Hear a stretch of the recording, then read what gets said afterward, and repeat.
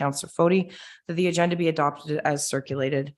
Any additions, deletions? Seeing none, I'll call the question. All those in favor? All those opposed? And it's carried. Okay. Number 4 on the agenda, staff reports, corporate services report SR 164-22, presentation of the 2023 proposed operating and capital budgets. So motion comes forward from Councillor Jameson, seconded by Councillor Maybe, that the council receive corporate services report SR 164-22, presentation of the 2023 operating and capital budgets as information. Mr. CAO, please go ahead. Thank you, Your Worship, and through you to council. As council is aware, staff begin working on the budget process in August every year. It is a very long process. There is a lot of scrutiny, a lot of decisions made at staff level go into the budget that now is before council. I'd like to thank Director of Corporate Services, Kate Tyndall, and all the senior managers for their input and work throughout this budget. I'd also like to extend my thanks to council for taking the time to go through the budget, and I'm looking forward to a good day and a good discussion. Thanks. Thank you very much. Madam Treasurer. Morning, through you, Your Worship. So I have some slides here that we're going to run through, try to give a high level overview of the budget, all the information in the budget binder. I'm happy to take questions as we go, and we'll take a break in between different sections and ask if you have any questions at that time as well.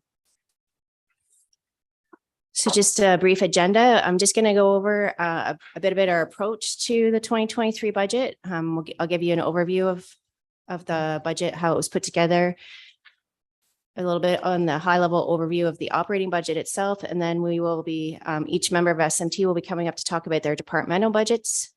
We'll be going over the capital budget. And then in the last section of the binder is the financial plan. So I'll be trying to walk through how the financial plan was put together and what we're projecting for how we're strategizing around how to balance the financial plan. So I think that the budget we've been preparing over the last few years since I've come here anyway, we've really evolved how we approach the budget process. Prior years, without the asset management data and other plans and studies, we may have approached it more from a basis of your senior management team coming with what our estimates and objectives are based more on what we know, what we've seen in the township, where now that we've done a lot of work to come up with the asset management plan and all the data that is involved in that, this year's budget's really more based on that data and things like the strategic plan and other documents that we've been able to accomplish over the last few years. So as everybody knows, the strategic plan has 4 pillars, and then there's a number of initiatives within each pillar. And a lot of the work that's proposed in the budget aligns with the strategic plan pillars and those initiatives. Similarly, when we were looking at our work plans, it is based on the strategic plan, but also these other documents and reviews like the fire master review that was done recently. Obviously, our asset management plan, which has, even since the time we presented to council, has actually changed and evolved quite a bit with better data and more information. And a lot of this ties back to the service levels. So service levels obviously are set by council through approval of plans like the strategic plan, but also through how policies presented and approved by council or other initiatives that council approves in terms of what services this municipality will provide to residents. So the asset management program that at TLTI, really what we're trying to do is make sure that we can provide those desired levels of service. We have the assets, the infrastructure in place in the condition that they need to be able to provide the level of service, but also trying to mitigate costs. Obviously, everything continues to cost more. So trying to balance off how much it costs to maintain those levels of service and also managing risk. And the asset management program does really help in terms of making sure we look at our condition and risk of failure as it relates to all the assets. So it's an important tool that we use when we're preparing our budgets, both capital and operating. And just again, another slide on the levels of service. It really ties into everything we do. So anytime that we're evaluating a change to a level of service, it really has impacts throughout, whether it's budget. We have to take into consideration what risks we could be encountering because of a change of level of service, additional staffing, resources, whatever that might look like. So I think, again, the senior management team is very cognizant of what levels of service we're trying to provide and how we try to incorporate that into how we're presenting the budget. We've tried to do that with some of the budget areas like our parks and grass cutting and so on. And we will be continuing to look at that as we can try to build budgets that make sense to how they relate to those levels of service we're trying to provide. So the 2023 budget, kind of some of the key points that we're taking into consideration. Obviously, we've got some increasing operating costs, insurance. We're estimating 20% increase again this year. As everybody's aware, our fuel costs have gone up significantly. And as fuel goes up, tends to impact pretty much everything in our daily lives and when it comes to purchasing goods and services in the municipality. So trying to take into account those cost pressures. Our assessment is not, the province of Ontario is not reassessing all the properties in Ontario. Again, so we're using the January 1st, 2016 values, which would have been phased in over 4 years. So the fully phased in value in 2020, that's the assessment we continue to use, plus any changes that would come out of building permits. We are trying to tackle our capital infrastructure deficit through this budget. And so really one of the main focuses, or I think the main focus, is in the increase in capital transfers to reserves, with the hope that we can keep our financial plan sustainable over, we're presenting 8 years here, but we are actually looking out much further than that, trying to make sure that we are sustainable and that the reserves can help fund basically ongoing basis what we generally would have to spend in capital every year. So the gross revenue and expenses have increased by 1.2 million. Other revenues have increased as well. So our net levy increase is 696,600. Again, the main driver in a lot of this increase is the transfers to capital. Madam Treasurer, I'll just stop you there. I just realized I've been looking at the TV. The slides aren't changing on the screen, which would be, they're not advancing through. So anybody who's listening in or watching can't see the slides that you're speaking to. So I don't know how we want to. Okay, perfect. We've got that fixed. Thank you.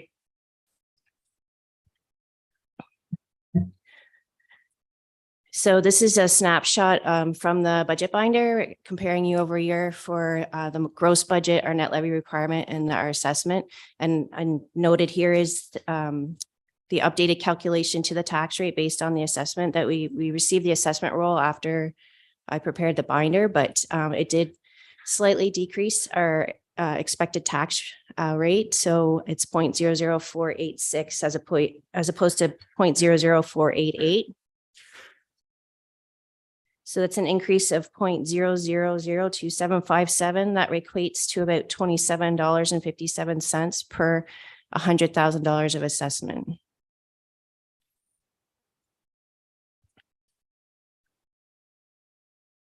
So our gross budget is $15.5 million, resulting in the net levy requirement of $11.476 million. The estimated tax rate increase for our portion of the rate based on these figures is actually 6%, not 6.5, updated based on the slightly lower tax rate.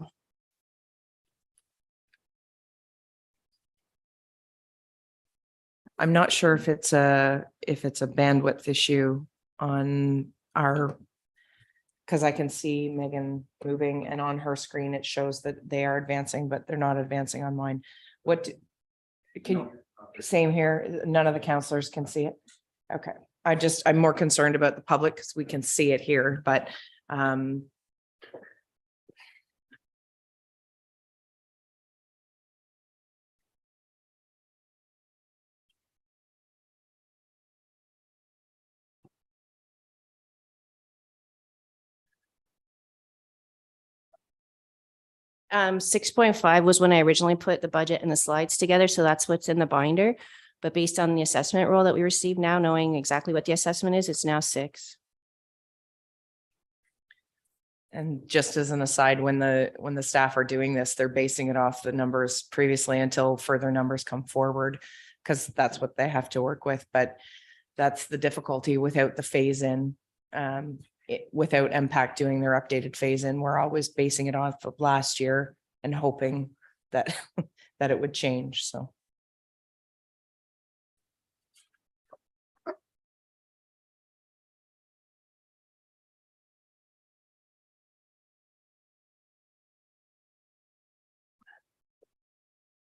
It says on my screen that the network bandwidth is low. So I don't know if that has anything to do. I with do it. apologize. I'm gonna just see if I can. Okay. Okay. The only problem is then I don't think the microphones work if it's not through this. Does it, are they hooked up the same? I thought it had to go through that particular computer. No, also like I would share it from my. Okay, yeah, got it. Okay, no problem. Our apologies for the delay. Sure. If you have questions for the Madam Treasurer, please go ahead. Thank you, Your Worship, through you to the Director of Finance. With that change of 6.5 back to 6 currently, what reflection of dollar increase on assessment did that equate to? Do you know offhand? Yes, so the 6%, the figure that I've used for updated values now is so 6%, which is the $27.57 per 100,000. Right. Okay. All right. So we had an upward increase, obviously, in the assessment of income. That's correct. The assessment was slightly higher than what I used for my estimates when I put the budget binder together. Okay, great. Thank you. And there is a bit of a delay when it comes to building permits when they finally upload through MPAC to the township. So that is an ongoing thing, but it's fluid. The other thing that we have to keep in mind is that the casino revenue or the casino reassessment, which has been processed now and essentially been finalized, as that's reflected in this budget as well, that we're continuing to take that off the levy. Right, through your worship. So we actually don't have the signed minutes of settlement yet, but the reduced assessment value is reflected in these numbers. So we're not counting on the old assessment numbers. We're counting on what is proposed to be the new assessment numbers. So we shouldn't have to take a haircut again. Excuse me, Your Worship. So there is a verbal agreement that's been settled? Go ahead, Madam Treasurer. Through your worship. So there are signed minutes of settlement. I believe like they were signed. We just we're waiting to receive them in our normal process, which is we receive them through MPAC. And we actually met with MPAC last week and they've been asking for where they are as well, but they still haven't received them. So we basically know it's settled. We just have to actually process it. And we have set up, I think as we talked about before, we have set up the liability already. So the amount that's actually going to hit and as an expense in 2022 is very small. Thank you. Well, knowing it's settled is comforting in itself. Thank you. Excellent. We've got the technology matching what we're doing. So please proceed. Thank you. So you can go to the next slide, please.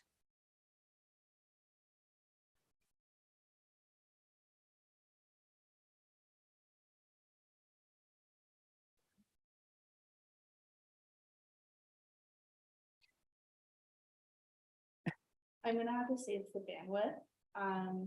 Because it shows on both screens the new, so we can see the proper, now the TVs aren't jiving, but But you you can see We can see the pie chart. Yeah, Okay. you go ahead. Okay, so this is a snapshot of our 2023 revenue budget. And as you can see, most of it does come from property taxes. However, we do have some other significant sources like grants. The 1.6 million in grants does include about 450,000 of capital grants, which basically flow through operating. They come in as a revenue. They also go out as an expense to obligatory reserve funds to be spent to fund capital.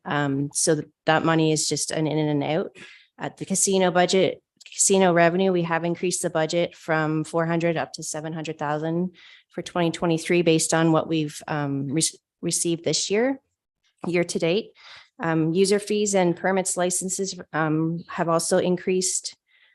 So, and our interest on our bank account and other interest we receive has gone up with the interest rate increases. So we've increased that budget modestly as well.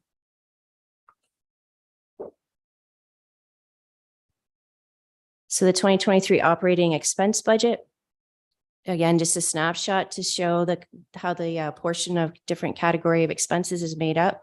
Our salary and benefits and related costs is about 32% of the budget, which is about $5 million. The next highest, biggest portion is the transfers to reserves, which is 3.2 million. And then our other category, which encompasses a bunch of different expenses, but including like fuel, diesel, truck maintenance, materials we need for public works to do road work and so on. And that's at 3 million.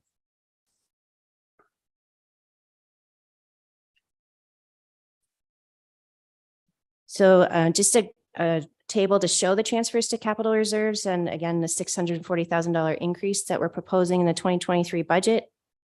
This will be tie in more as we talk about the financial plan too, why we're trying to increase it by this much money for 2023. It is intended to help balance our financial plan so that we are sustainable. And then the next slide shows our proposed residential property tax rate. So the rate on the slide is the wrong rate, but the new rate is 0.00486. It's still in the same spot in terms of we're still second lowest. This is compared to 2022 rates. I obviously don't know all the 2023 rates yet, but even compared with 2022, the proposed tax rate is still second lowest compared with all the other lower tiers in our county.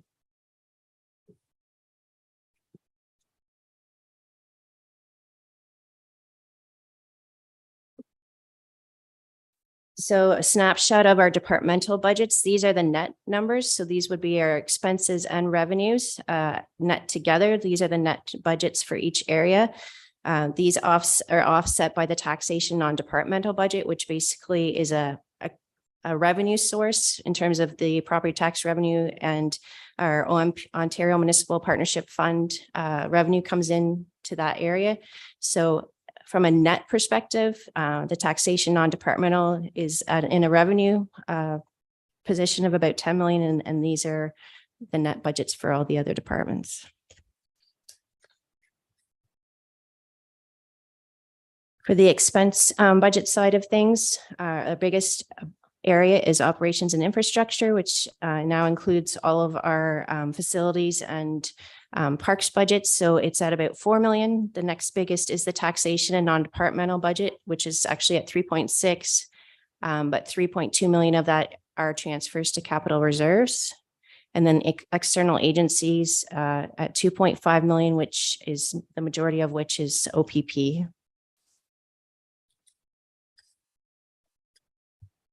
So that's basically the overview. I'm happy to answer any questions. The next section will be actually going through each of the departmental sections, talking about them. Does any counselor have a question for the Director of Finance before she takes her seat? Go ahead, Councilor Fody, then Councilor Maybe. Thank you, Your Worship, through you to the director. A couple of slides back, when it gave departmental, there was blank on the fire department for budget. I noticed that when I was going through this a couple of weeks ago at home as well. And I just thought that it was strange, being the department the size it is, that had no budget forecast. For the fire department, and so sorry, which slide? So is it this slide, Terry, the one that's up Yes, now?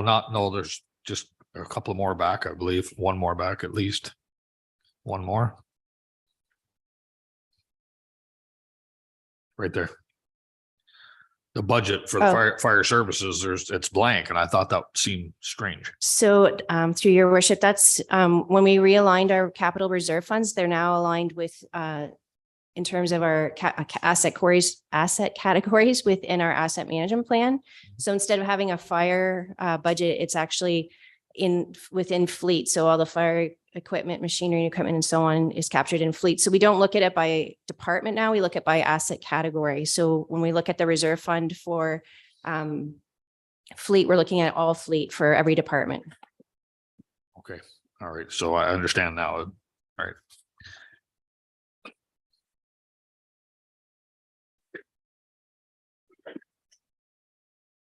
Okay, any, oh, sorry, Counselor maybe, and then did you have your hand up, Counselor? Grant? Yes, Okay, please. and then go up. Thank you. Thank you, Madam Mayor, and through to the treasurer. On the increase of revenue, mainly due to the increase of casino revenue budget, it's of 300,000. I'm just, is that how much more they've given us this year? Through your worship, currently we've received just over 800,000 in casino revenue, and I believe we still have one more payment to be received before the end of the year. Okay, okay. And then the other one that I had here was further on that page, which is number 7, it talked about the tile drainage need and that we have other expenses there. I was just wondering if there was other tile projects coming down the road that we're aware of that would change that number. Sorry, just to be clear, the tile drainage or the municipal drains? The Tile tile drainage. drainage. Tile So, drainage. okay, through your worship. So the tile drainage are loans that basically flow through us, but the net impact to our budget is 0. We just collect the amounts through the tax roll and remit them back to the province. And I'm honestly not sure if there would be any other. I believe the director might speak to anything to do with municipal drains in his presentation, if that was if there was any projects coming forward, so. Yeah. Councilor Correll, go ahead. Thank you. And through you, your worship, through our accounting process, how would we account for over $600,000 raised privately by an organization that has poured that money into an asset owned by the township? Where would that show up in our accounting numbers? Sorry, what asset are we talking about? We're talking about the Rockport Customs Park. So it's over $610,000 was raised. $100,000 of that was a grant from the township, leaving over $500,000. How does that get accounted for in somewhere in here? Because it is a township asset and it was fundraised privately, generally speaking. I'm just curious where it would show up, and that's sort of, yeah, thank you. Through your worship. So I know in the asset management program, there is an amount set up for the portion that we contributed to the Rockport Custom House. I'd have to double check to see what the total value is showing in our records. It's a good question, because if part of it is fundraised, it's almost like a contribution of capital. So I can definitely look into it, and something to discuss with the auditors to make sure we've accounted for it properly. Any other questions for the director before we move into departmental budgets? Seeing none, we'll move forward with the first department. Which is me. Oh, which is you. Okay. So yeah, just a quick overview again on taxation, non-departmental. The first slide just shows you what departments are within that. I've lumped council in with that grouping for this year's budget, just as council doesn't really fall into any of the other departments, doesn't fall under any of other department heads. So we've lumped that budget in with the taxation, the casino and revenue transfers, and the non-departmental, which the non-departmental, again, it includes grants from the Ontario Municipal Partnership Fund, and then the capital grants we receive that again flow in and out of the operating.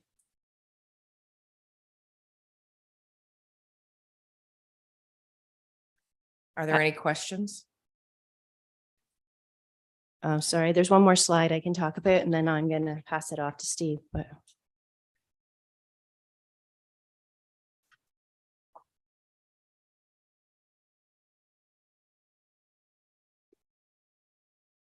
She's just loading the slides back up. It's a little more convoluted since we've had our tech issue. There we go.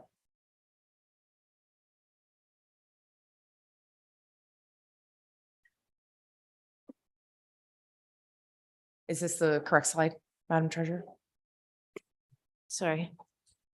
So just again, I think I've already talked about pretty much everything on this slide, but just an overview of the specific variances within this area that's impacting the 2023 budget with the tax levy increase and the casino budget revenue increase, and then the capital reserve fund transfer increases. Any questions? Councillor Grow, go ahead.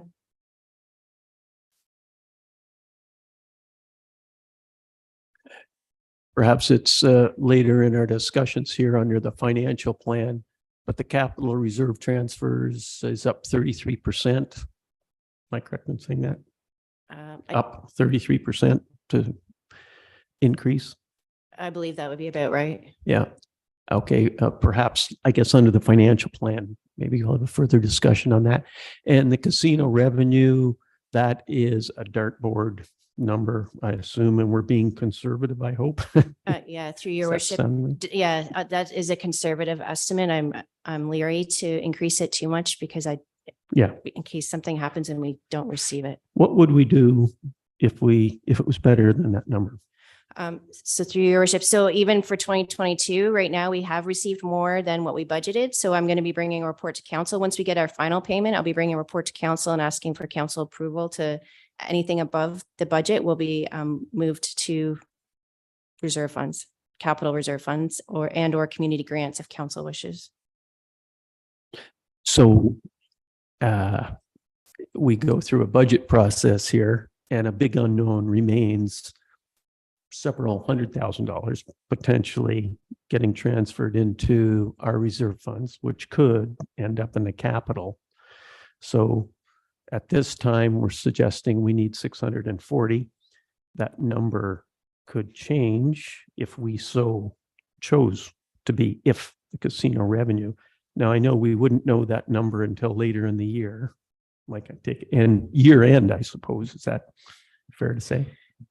Correct. Right. Okay, thank you. So I guess the other thing to keep in mind is, and we can talk about it more when we do get to the financial plan. Like, I think the financial plan, we're looking at $30 million over the next 8 years. And the difficulty with the financial plan is it's so hard to predict exactly what those costs will actually look like, right? So I know when we talk about capital, we'll be talking about a couple projects we couldn't actually complete in 2022 because when we got the cost estimates, they came in like double what we had budgeted.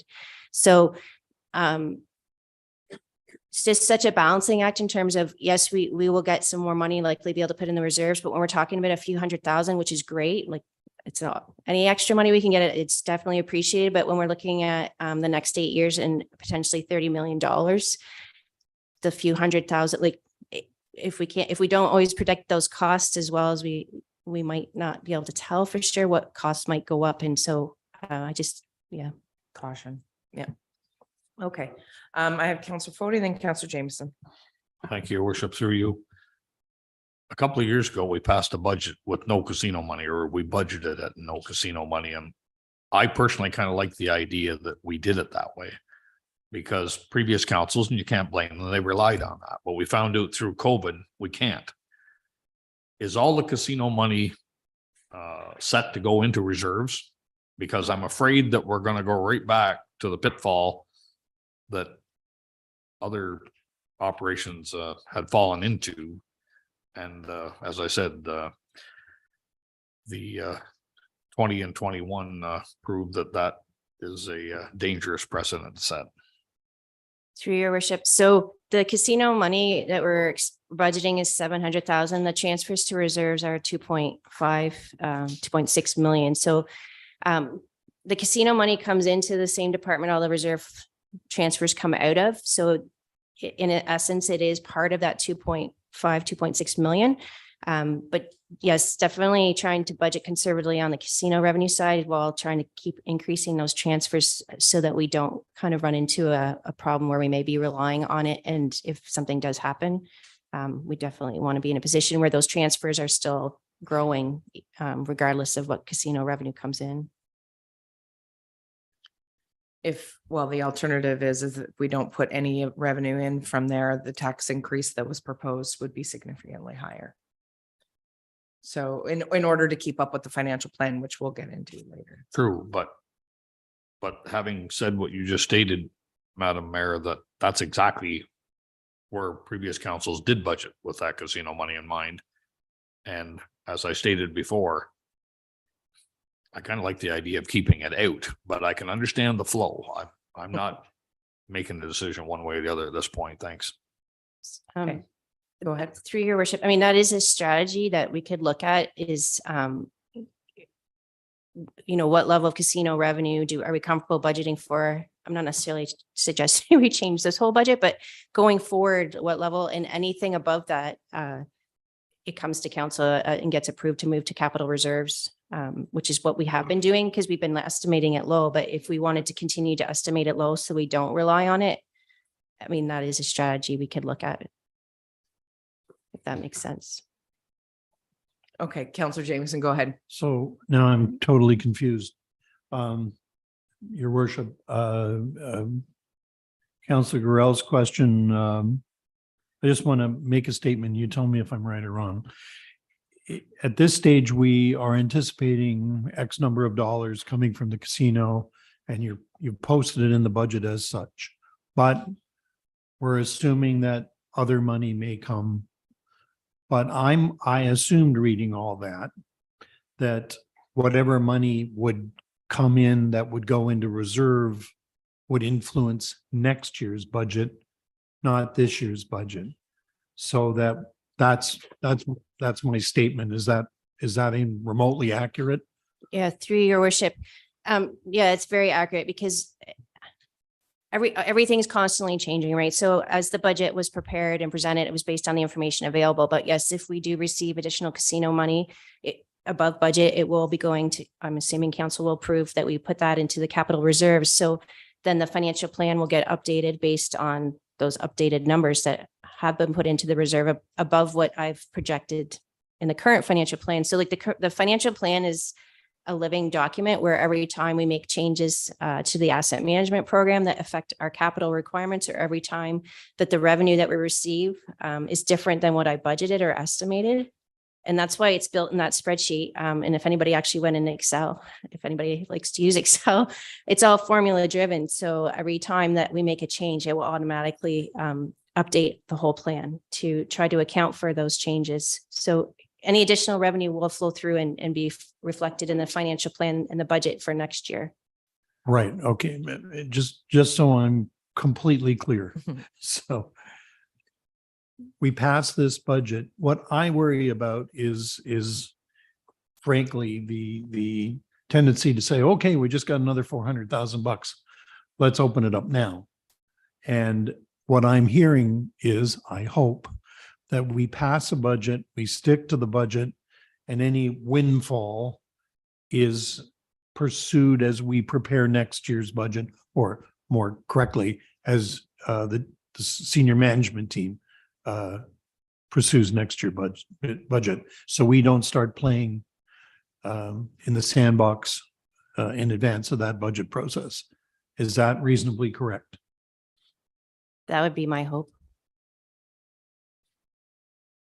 Just to pin a bow on that, if we start mucking around with budgets mid-year because we had the windfall and you're talking about interim budgets or interim tax bills needing to be changed, like it would be quite a mess. So whatever we choose to go with as of today, or not today, but when it passes, because we can't pass this until January, as discussed the other evening, that they work within those budgets. But as you said, any windfall goes forward and would affect our financial plan going forward, so that in future budgets, we may not have to bump our capital requirements as high because the windfall would offset that. So, okay. I've got everybody off the list so far. Is there anybody else who has a question for the treasurer before we let her go?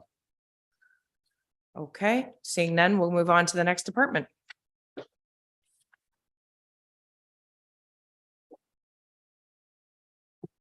Thank you, Your Worship. Through you, I'm going to speak to the department for the CAO clerk and HR. For 2023, we have a slightly lower budget than what we did for 2022. Couple of points of interest. We are budgeting $40,000 for a non-union compensation review. The last compensation review was done in 2016. And it's time for us to do a check-in to see where we are with respect to comparable municipalities, so that we can remain competitive with our compensation and make sure that we can continue to attract talent and retain our talented staff. We also have budgeted a transfer from the COVID Contingency Reserve Fund to Emergency Preparedness. This was money that was provided by the province, and it has to be spent on COVID-related expenses, so PPE and that sort of thing. This is kind of a precautionary thing that we are doing, just in case there's any next wave of COVID that we need to take precautions for. The money will only be spent on COVID-related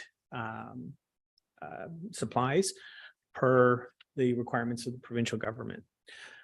You're going to hear this a lot today. We've increased the department budget for insurance, utilities, and facility maintenance, primarily due to the increase in insurance costs that we are expecting. We have decreased the election reserve fund, the contribution to the election reserve fund to reflect what our experience has been most recently with the election in October. So we're moving the annual contribution from $16,250 down to $15,000 a year. And we will monitor it. And if there needs to be any adjustments, we will make them accordingly and come back to council as the years get closer to the next election. The budget for contingencies has been reduced from 45,000 to 20,000, leading to an overall reduction in other expenses of 10,600. Those are the highlights of the departmental budget. If there is any questions, that'd be great. And otherwise I can move on to what our key priorities are for 2023. Go ahead, Deputy Mayor Olkey. Thank you, Your Worship. And through you, what do you anticipate with livestock, please? Excuse me? What do you anticipate with livestock, $8,000? So livestock is maybe Councillor Fody could explain that one better than I can. It's an allowance for livestock that are killed by wild animals, essentially. It's a program through the province that we administer here at the municipality. A farmer has an animal that's killed, they call in the dead animal surveyor, as it's called. They take pictures and document, and there's forms to be filled out. Clerk processes it, and the checks go to the farmer who's affected. Does that money come from our tax levy, or is it a provincial money? It's provincial money, I believe. Okay, Yeah. So it's more of a flow through. thank you. Question? Councillor Fody and then Councillor James. Thank you, Your Worship. Through you, the cutoff, has it not expired for the cemetery's application for 2023? Very good question. Thank you. The cutoff is December 23rd. And from what I understand, we have 5 or 6 applications in, which is great to see. So if anyone listening, if there's still time to get an application in for a share of that little over $7,000 that we have available for this grant. So my point is, I guess that number is still within reality that's proposed for the budget. The number proposed for the budget relates to our costs of maintaining the certain cemeteries that we do maintain, plus a little extra contingency for additional costs related to cemetery. As council is aware, and it's a good segue into the 2023 priorities, the staff are going to be working on a cemeteries policy, and part of that will be looking at funding for cemeteries either through the community grant program or through a separate line item. Okay, so just for clarity, if this is for the cemeteries we already look after in the budget and the new money we propose to give out to those applicants, does that encumber the cost to look after those cemeteries, I assume? That's what that money is for? The money that we have listed in the budget is our costs that Right. we are going to incur related to maintenance of cemeteries that we currently look after. Right, but the cutoff for the December 23rd. Yeah. That's grant money given to operating cemeteries to offset their cost to do the same. Correct. Thank you. Counselor Jameson. Well, I thought we'd get into cemeteries later, but I'll go back and ask later. In terms of the winding down the contribution to the election reserve, given how low a turnout we had across the province and here, given some of the challenges with the voters list, and there were a lot of challenges, and notwithstanding the excellent work of our clerk, we do have some issues coming out of the election that we should be thinking about for the next election. And I just wonder, as the clerk is looking down the road at trying to resolve some of the challenges around the lists and how we actually have polls and so on, whether we need to consider more live polls, if you will, paper polls. Will we be positioned over that 3-year period to respond to what were really needed changes? And I think they will come if the clerks in this province have their way. Thank you. We certainly will be looking at all options for the next over the next 4 years for elections. As technology improves, there may be opportunities for more efficiencies and if we need, I've heard there's a demand for a polling station on election day in the north. That's loud and clear.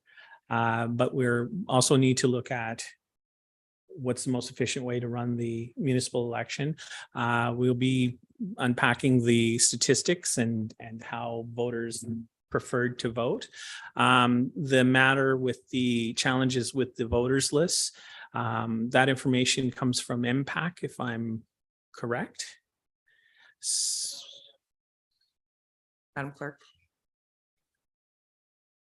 Thank you, Your Worship, through you. That's correct. Although in the next year, it will be moved over to Elections Ontario.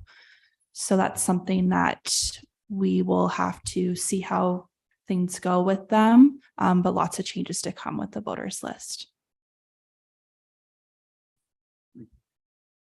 Counselor Jameson. I mean, I'm just anticipating there's going to be a cost because I don't know about the others, but we really worked that list where I was to find out what was going on. It was pretty shocking how poor shape it was in.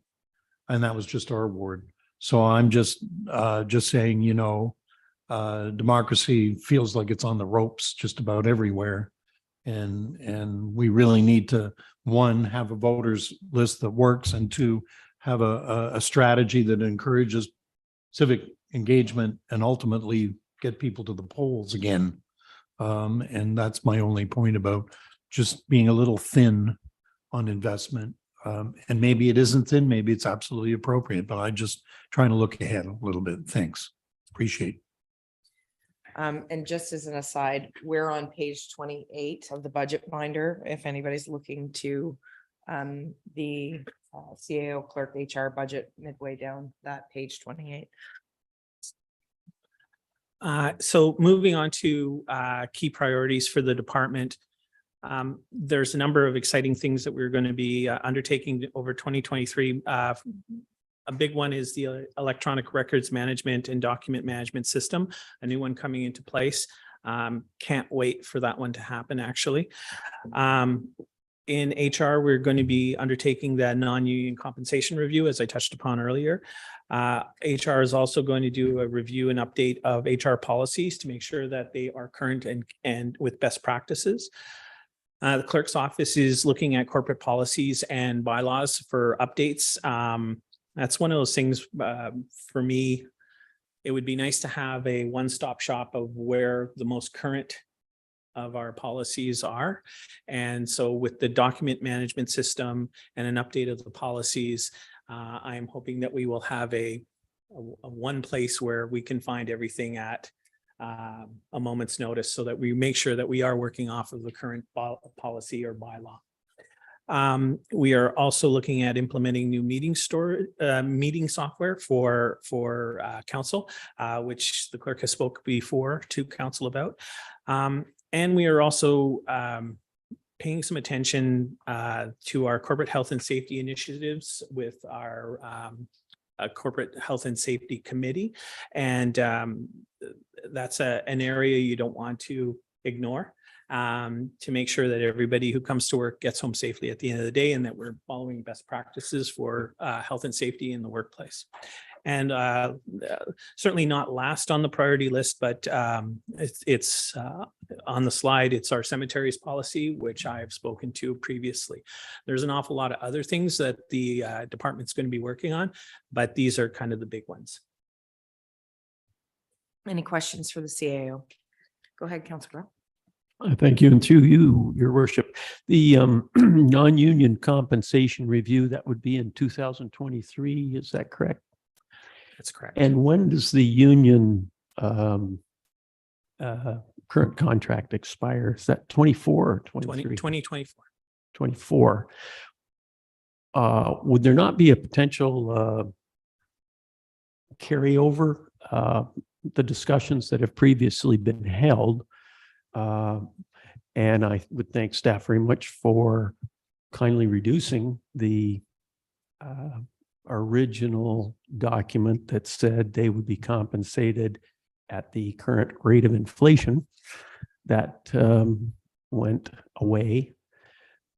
But how would this influence the upcoming union negotiation? Because my understanding was we had this discussion about alignment between non-union and union.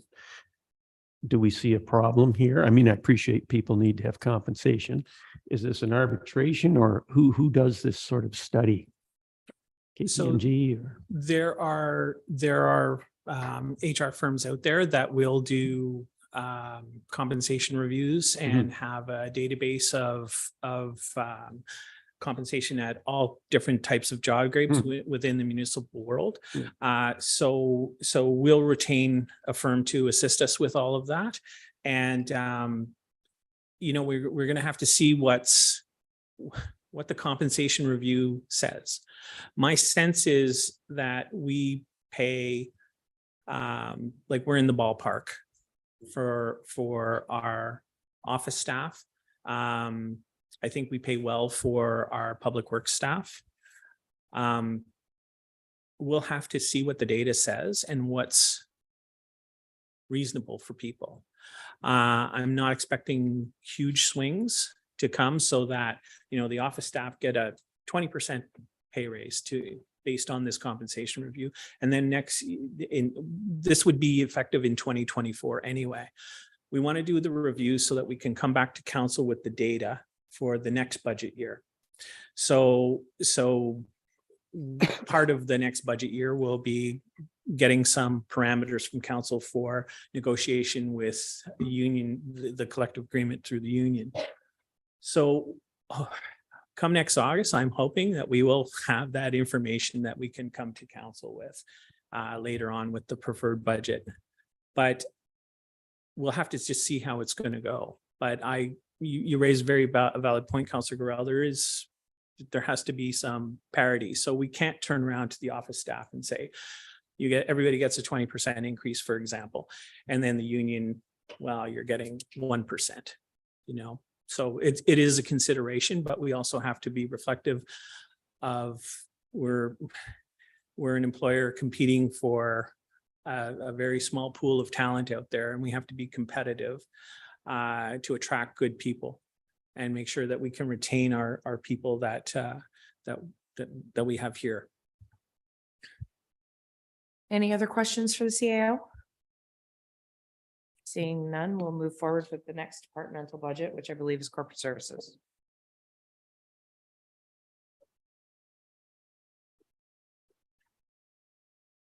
Through your worship, so corporate services now encompasses finance, IT, communications, community grants, recreation, culture, economic development, which includes community engagement within the economic development budget, tile drainage, which we talked about as a flow-through budget.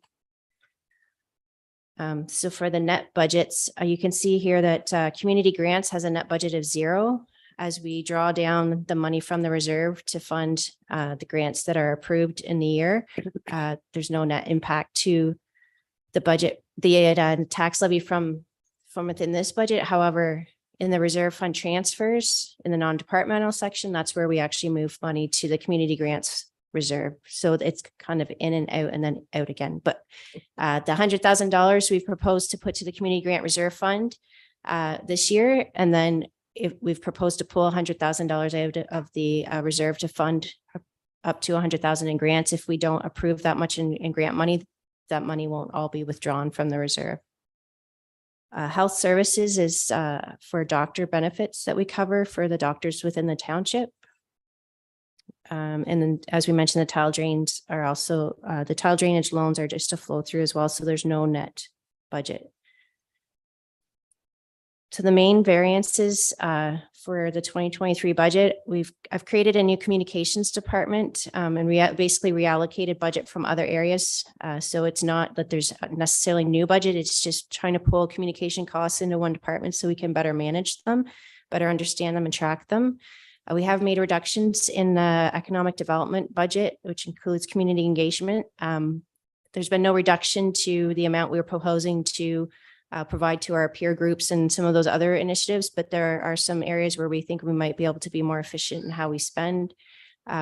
We are currently looking at our communications with externally, and I'm actually working on a survey to try to provide to residents and businesses early in the new year through our township newsletter, asking for input from residents as to how they like to be communicated with, what's working well, and try to determine what strategies we might be looking at going forward. We've had some staffing changes in the realignment of services. I'm happy to say Tom's on board now, our new IT manager. There's Tom, which has been a great help to us, as now Steve and I don't have to manage cell phones anymore, hopefully. And Tom's going to be involved in some projects already with helping us get fiber set up at 1 Jesse Street. He's going to be involved in the new fire station build to make sure we have all the related IT requirements thought through on that project, and involved in some of the software like the Laserfish implementation and other projects that we already have underway. So very excited to have Tom on board to help us with those things. Our priorities for 2023, finance software. So we did an RFP for finance software, and basically the submissions, none of them met the needs that what we're looking for. We really want to find a package that we can leverage online, an online portal for people to make payments and to obtain their tax bill or utility bill, even to possibly receive other types of invoicing, make payments. And we're also looking at online timesheets, trying to streamline internally some of our processes. So we're still looking for software. I've reached out to some vendors trying to find a software that will meet those needs, and hoping to come back to council at some point early in the new year to figure out next steps on that. We will be looking, same with communications. We're looking at IT now that we have Tom on board. He's going to be looking basically at an overview of where we are. So far, he seems to be comfortable with what we have in place in terms of security and other things, but there's definitely some room to improve on our policies and other things that we can help try to be more integrated and streamlined in how we look at our IT infrastructure. We're continuing to work on our asset management program. And then again, kind of hand in hand with communications, also looking at how we can better support community groups and making sure that we have proper strategies in place to help them as well. Just an aside, most recently, I was made aware of a business who was under cyber attack, a small business, and had put in all the firewalls and all that sort of thing. Obviously, they are not a tech company themselves, but just to speak to the necessity of having an IT specialist who understands this much more than, say, our treasurer does or our CAO is quite critical and imperative because it was an innocent thing. All the emails that we get with all the come help me. I need, cards. Apparently I send out emails every now and again. Every month. Every month, apparently. But it was actually the owner that triggered the cyber attack themselves. So just a caution that that's how easily it can happen. Was harmless email, something that they always do, and it can happen. So we appreciate that expertise and hopefully avoiding I anything. just had to change my credit card. You because did- It was compromised Oh, somehow. and these are the things that happen on a daily basis. So anyways, that's just an anecdote. Oh, Councillor Correll, you have a question? Thank you. Through you, your worship. We've instituted, or we have we have an IT manager now. And I have asked this at council, I believe. Have we allocated any monies toward potential new software programs that may be necessary? I know it's early days for our IT manager, having just started. But it would strike me that it wouldn't be unreasonable to have tens of thousands of dollars in new software required. And I just wondered, how do we feel about our current status in software programming? Thank you. Go ahead. Through your worship, just wondering about talking about kind of some security issues here, if we might be better to In be, camera. yeah. Yeah, that can be dealt with in an in-camera session. But I'm happy to answer that question. I do have an answer for it. I just want to be careful how I. How we Then answer. just simply, do we have some money in this budget? Or would that be something that would have to come up as a variance in the budget? Through your worship, we do have tools in place now, We do? a Mhm. number of tools. Okay. So I haven't specifically budgeted anything Okay. for it. Thank you. Any further comments or questions for the corporate services? Go ahead, Councillor Lackey. Thank you, worship. Just a general question about software. Do we have software packages in under operating, I'm assuming? Yes, through your worship. So most of the software now is in operating because we don't actually, like in the old days, you'd kind of buy it, it would be in a box. It's actually like an asset, but now it's more of a software as a service. It's cloud, a lot of it's cloud-based. So it's all in our operating mainly. And the reason I ask is that I look at software like this building, for instance, when you actually buy the software, it's a thing that lasts you for hopefully for years with upgrades. I could see the upgrades being operational, but the actual purchase being capital, depending on the cost. Yeah, through your worship. So I'm going forward, most of the software we would buy would be budgeted operational because you're not really buying a piece of that asset anymore. It's more of you're buying the licensing to use the software. So pretty much the majority of our software costs are in operating now going forward. Deputy Mayor Alke. Thank you, your worship, and through you. Looking at your last bullet, work with community groups to identify strategies for improving township support, communications and systems. We talk a lot about software and hardware and things. What about wetware? People. Do we have designated people to do that, or is this going to be whoever lands on what desk? Through your worship. So recently recruited for a new supervisor of corporate communications and community engagement. So working with that person, one of their primary focuses will be on dealing with that last bullet point, as well as helping me with the communications as well, and a number of other things, but. Okay. Any further questions for the Director of Corporate Services? Seeing none, we'll move forward with external agencies. Oh, that's me too. Oh, okay, there you go.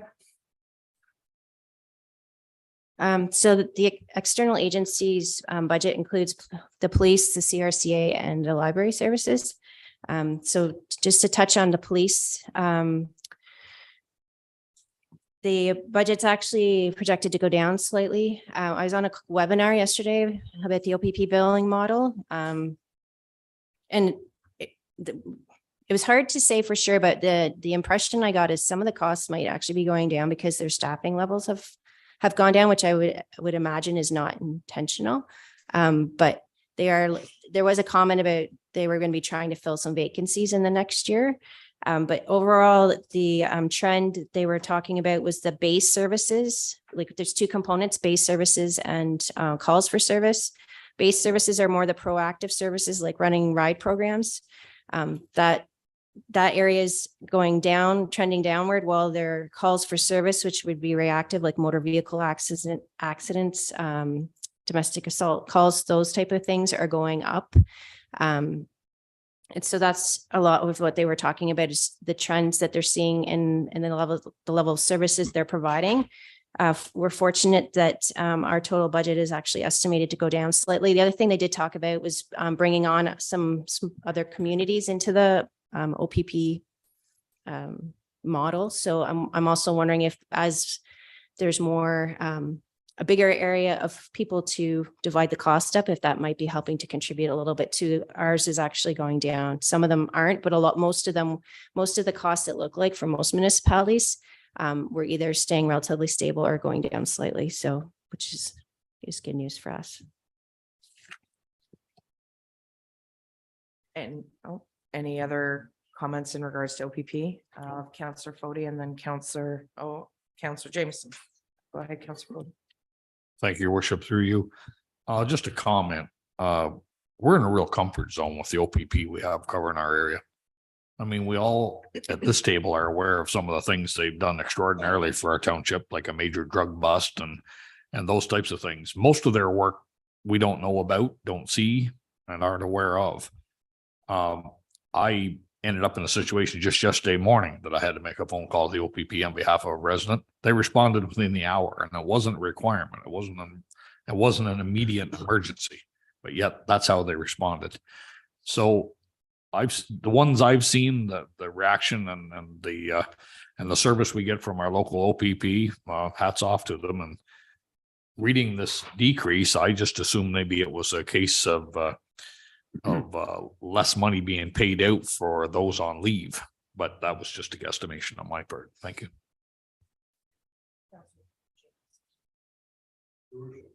Thank you, Your Worship. For those of us that did the webinar yesterday, I did the one yesterday. Gripping. If you missed it, I'm sure there's a tape somewhere. But it struck me that in our particular case, and correct me if I'm wrong, we seem to have a need for more attendance of the OPP with our bylaw officer today than we did 5 or 6 years ago. Now, I don't have any stats on that, and I don't know if you do, but it's going to ultimately affect our assessment, where it is them responding to a situation. Is that considered service, or is that the reactive, or is that the proactive, in terms of saying, okay, we got to go and visit somebody, on my street, but we can't do it without a policeman. That's a cost. It's a necessary cost, but how is that seen in terms of calls for service versus basic service? Just curious about that, because I think we're going to see it more, frankly. Through Your Worship. So I could definitely reach out and ask that question. I mean, my understanding from the webinar yesterday would be that it would probably fall under the calls for service, the reactive side of it, if we're calling and actually asking them to attend with us. I might have the planner step to the podium and just speak to the comment regarding bylaw attendance and requirement of having OPP assistance. Go ahead. Thank you, through you. So we have been using the OPP regularly for bylaw assistance. If we have a complaint about a property, a lot of times we will phone the OPP before we attend the property to find out if we should be bringing backup with us when we go to that property. We do have one bylaw enforcement officer that we're certainly not going to send into any dangerous or health and safety situations. So as Councillor Jameson noted, I see that that will likely increase as we move ahead with more enforcement. We've got a lot of repeat properties that we're attending with the OPP, so I don't see the number of calls to the OPP in that respect going down whatsoever. Thank you for the additional information. Counselor Fode? Thank you, Your Worship, through you to the Director of Planning. With that in mind, with a number of repeat calls, is that not something we can incorporate and bill back to those people? Like, why are we, or better still, the residents of the township, expected to pick up the cost for the repeat offenders? I'd rather see them pay.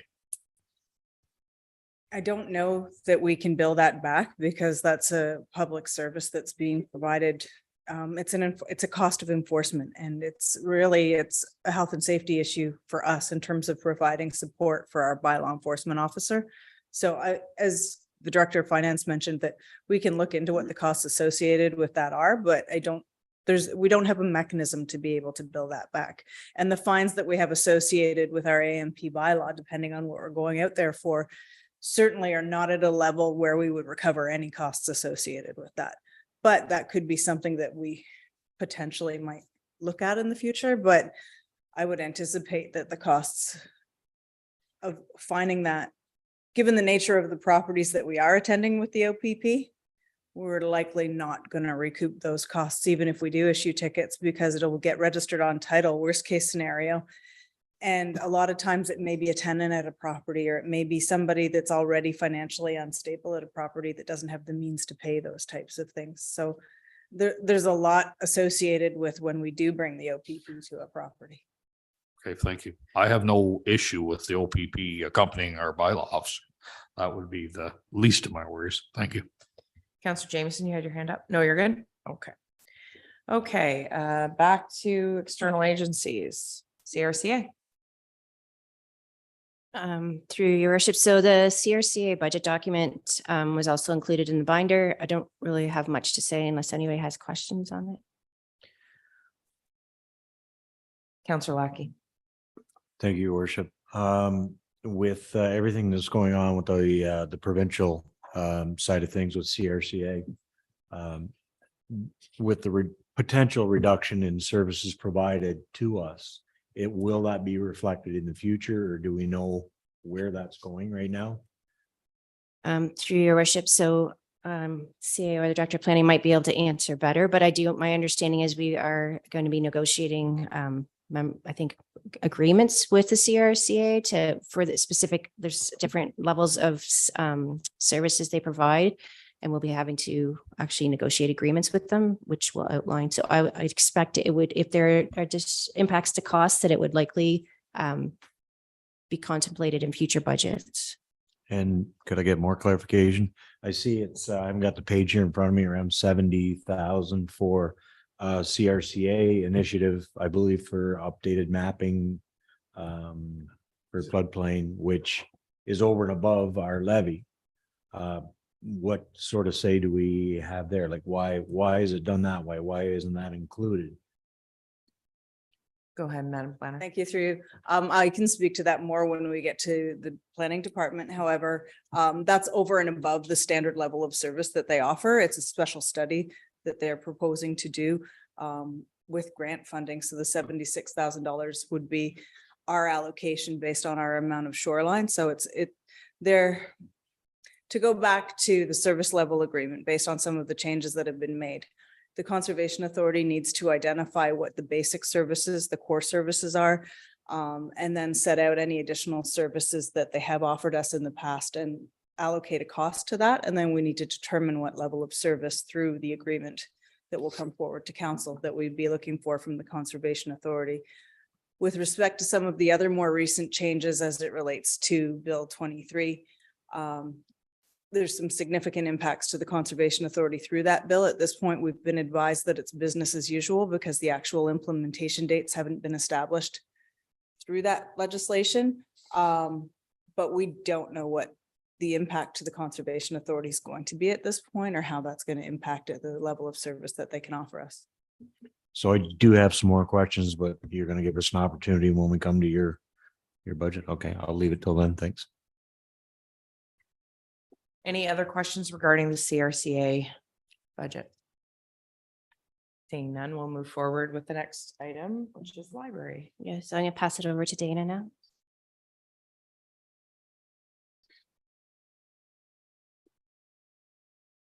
Hello, Dana. Good morning, and thank you very much for inviting me. I get to speak to you a lot less than some of the other people in the room, so I thought I would begin by giving you a little bit of an update on what we've been doing at the library this year. And of course, I believe that you've all already heard the news at this point that I will be departing the Leeds and the Thousand Islands Public Library in the new year. After a challenging year with a few family emergencies, my partner and I have decided to return to Northern Ontario so that we can be closer to family and assist more with our aging parents. So I'm very sad to be leaving the library, but I am pleased to have had such a positive experience here with the staff, the board, and collaborating with my colleagues at the township. And 2022 has been an excellent year at the Leeds and the Thousand Islands Public Library.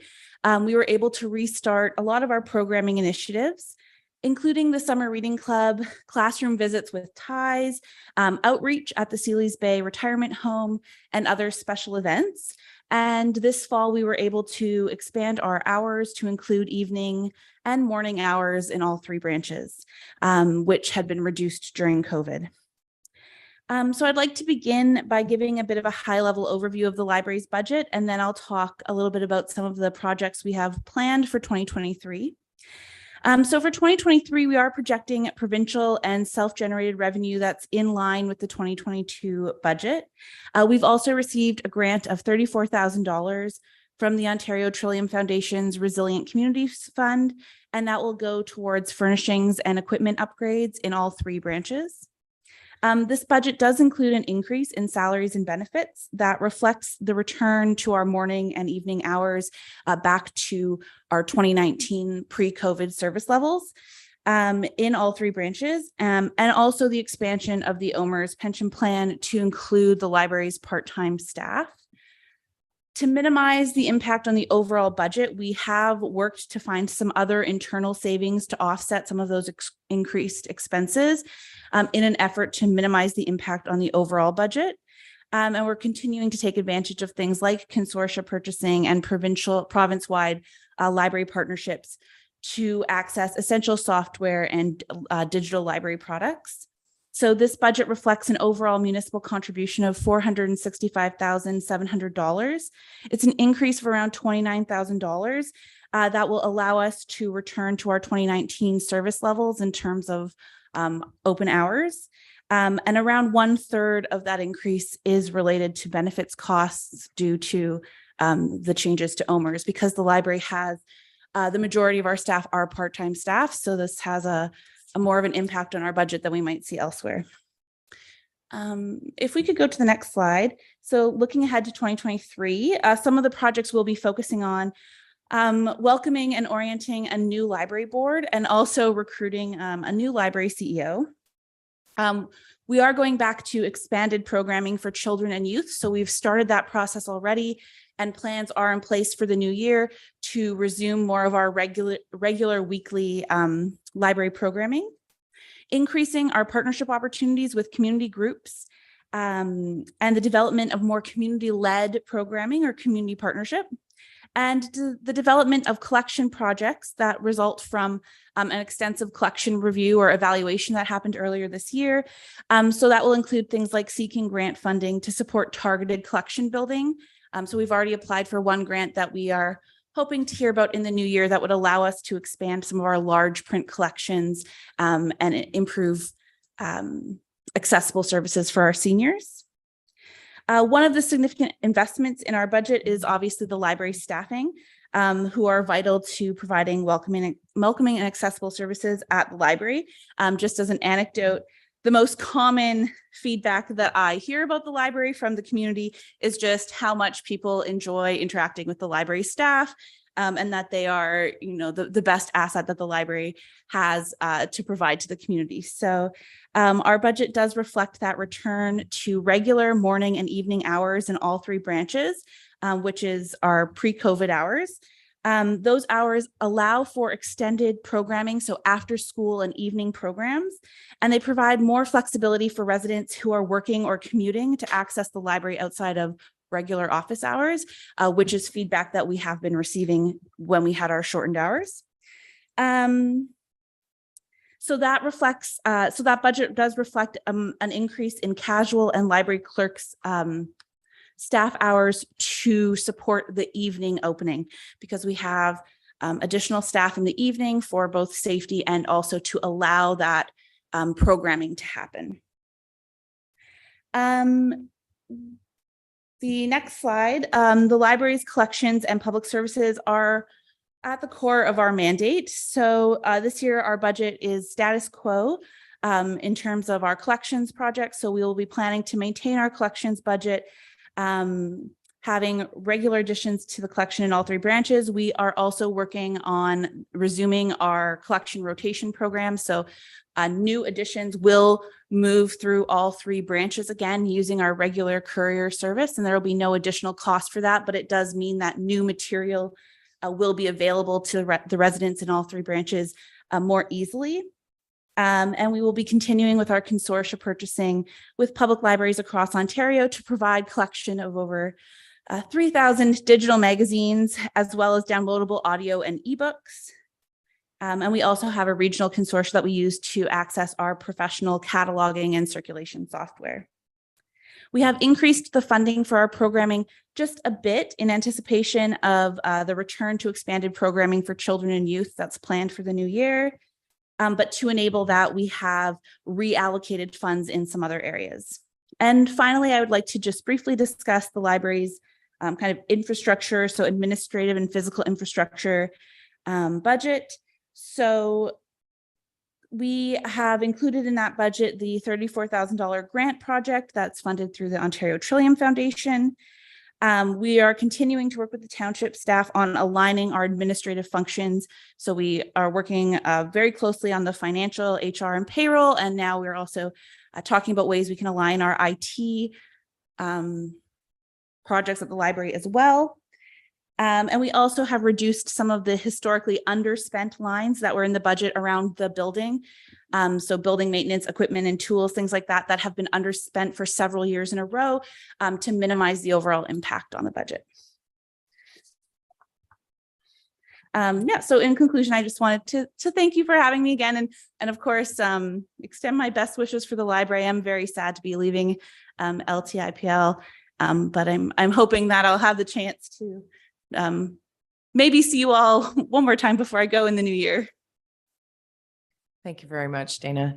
Are there any comments or questions in regards to the library budget? Go ahead.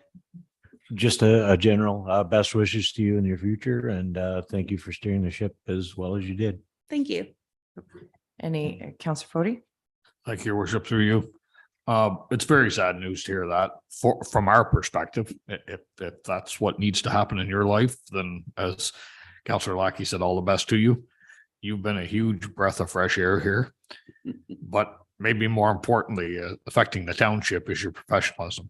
We very much appreciated that. Thank you. Thank you. Councillor Jameson. I appreciate you too. I really do. And we're going to have a vote on whether we let her go. But I just think it's also important to point out on the technical side that the shift of the financial management of the library, the HR input in the library, and the maintenance side of the library is now meant that the library CEO is working with our senior management staff as it should have been. And I didn't think that was going to be possible, but it all came true. And I thank you very much for a very energetic, albeit short, but very energetic contribution to the township. Thank you. Thank you. Any further comments or questions? They've all been made, I think. Well, All superlatives. the only thing that I'll pin a bow on this is that I do hope that that your expertise is involved in helping find your replacement, which will be a very difficult thing for us. Just to echo some of the sentiments, when we started here, the first term of council, to say the budgeting for the library was difficult. It was probably an understatement, but yet the ironic thing is that it underscored the importance of what the library is to this community throughout all corners, and how important it is to have viable public library services in our rural communities. And sometimes coordinating the efforts for that isn't always the simplest. And I can appreciate that the board has turned their eye along with you as the CAO, and to have an increased demand for those hours and back in our relative different branches is really important. But more importantly, as it's already been stated, your professionalism, being able to look at this budget, and I'm smiling here the whole time going, wow, this is easy, well explained, well thought out. And for that, we are eternally grateful. So you've set the footprint for the next person to come in, and we appreciate that. Thank you. Thank you. Any further comments or questions? Seeing none, I'll release you from the podium, Dana. Yes, perhaps we will take a short break. I'm not sure when lunch is coming, but we'll take a refreshment break and then be back at it here in 10 minutes. Thank you.